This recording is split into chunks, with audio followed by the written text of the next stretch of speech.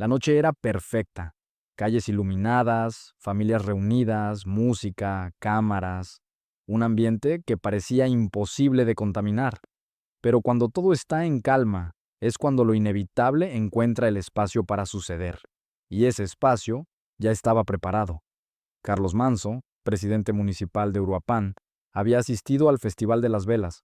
No era un acto político, no era protocolo, era una noche para la comunidad. Y sin embargo, ahí, en medio de la fiesta, la historia cambió.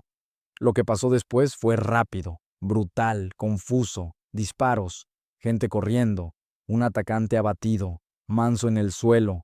Pero lo que vino después, eso fue aún más inquietante, porque cuando llegó la calma y las primeras versiones comenzaron a salir, algo no sonaba lógico, no para la familia, no para su hermano Juan, y menos para quienes conocen de seguridad. El detalle decisivo. Manso había sido llevado de regreso 3 veces al mismo punto donde sería atacado. No fue casualidad, ni descuido. Según su hermano, fueron los propios elementos de seguridad quienes insistieron en regresarlo. Había personas que querían fotos, le habrían dicho, 3 veces, mismo punto, mismo lugar, donde minutos después lo estaban esperando. Cuando la noticia llegó a la Federación, el secretario de Seguridad Pública, Omar García Harfuch, ya estaba analizando cada segundo. Harfuch conocía bien el contexto. Uruapan era una pieza clave en la disputa criminal, y Manso no era un alcalde cualquiera. Había dado un golpe fuerte semanas antes, apoyando la captura de un operador criminal conocido como Rino. Ligado al CJNG, él mismo lo había advertido. Después de ese arresto, la respuesta del crimen organizado iba a llegar. Y llegó. La seguridad de Manso no era improvisada. Tenía protección federal. Se habían asignado alrededor de 26 escoltas perimetrales. Lo había pedido él mismo, porque sabía que su nombre ya estaba en una lista oscura. Pero aquí está lo extraño. Si tenía ese nivel de resguardo, ¿cómo pudo alguien acercarse lo suficiente para atacarlo? Y lo más inquietante, ¿por qué fue devuelto varias veces al mismo punto cuando ya se retiraba? El hermano de Manso fue contundente. Lo dijo públicamente, son cosas que se tienen que revisar. Y agregó algo más delicado. Pedía que se investigara el comportamiento del equipo de seguridad esa noche. No era una acusación directa, pero era una señal de alerta. La primera respuesta oficial fue clara. Harfuch explicó que no existía información que indicara colusión entre los escoltas y el crimen organizado. Incluso dijo que fue uno de los escoltas quien abatió al atacante. Pero ahí comenzó la línea más delicada. Las anomalías no estaban en el final, estaban en el principio. ¿Quién decidió dónde debía posicionarse el alcalde? ¿Quién insistió en regresarlo?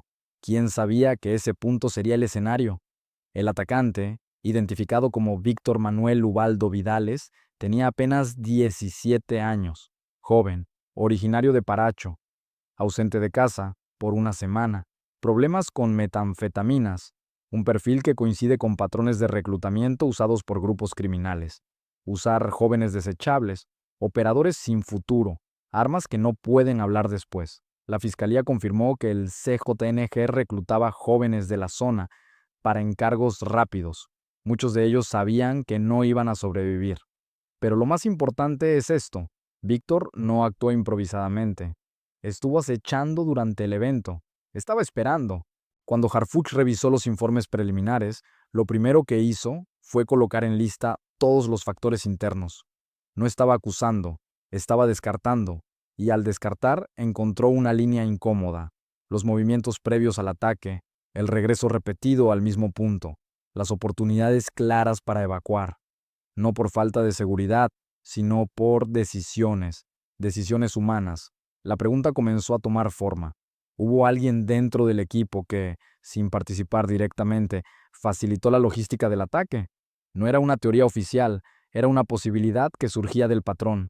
Cuando Harfuch investiga, no busca culpables inmediatos, busca secuencias, y aquí la secuencia no encajaba. El hermano de Manso insistió, algo no está bien, y su insistencia llevó a que se pidiera revisar todo el dispositivo de seguridad, no solo a los escoltas, sino la cadena de mando. ¿Quién daba instrucciones? ¿Quién reportaba posiciones?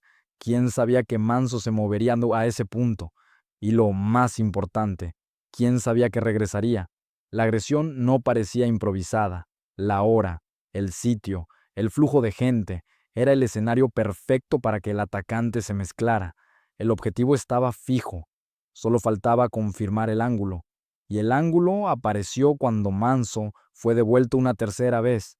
En cualquier investigación criminal, cuando la logística es tan precisa, hay dos posibilidades: información interna filtrada o vigilancia previa directa, o ambas.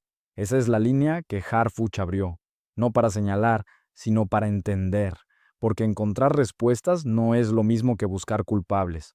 Primero, se tiene que reconstruir el mapa, y el mapa de esa noche no estaba completo. La parte más intensa llegó cuando comenzó la revisión de testimonios. ¿Por qué se recomendó quedarse más tiempo? ¿Quién dio la instrucción? ¿Fue insistencia o casualidad? 3 veces. Demasiadas para ser coincidencia.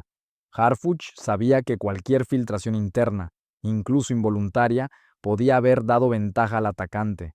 La línea no señalaba complicidad, pero sí posibles errores humanos graves, errores que cuestan vidas. Por eso pidió revisar todo el protocolo de esa noche: grabaciones, ubicación de escoltas, cambio de posiciones, reportes previos. Nada quedaría fuera, pero había otro punto clave, uno que conectaba todas las piezas. El ataque ocurrió después de uno de los golpes más duros al crimen organizado en la región: la captura de Rino. Ese arresto había desatado intentos de reposicionamiento, y en ese ambiente, eliminar a la figura que impulsó la operación era lógico. Pero hacerlo con tanta precisión requería información, información que tal vez vino de afuera, o tal vez de dentro. Harfuch no afirmó nada, pero tampoco descartó. Su enfoque fue directo. Hay que revisar las decisiones tomadas. No buscaba señalar, buscaba claridad, porque para él cada detalle era clave.